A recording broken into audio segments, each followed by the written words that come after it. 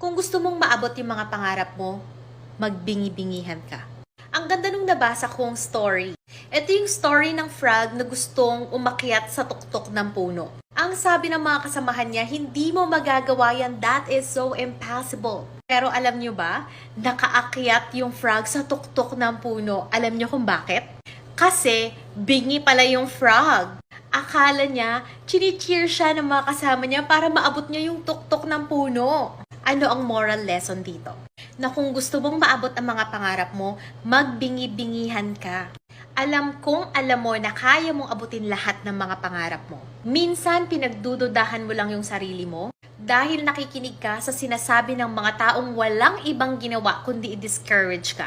Kaya naman, magbingi-bingihan ka sa lahat ng mga ingay at magpatuloy ka sa pag-abot ng mga pangarap mo. Kaya mo yan!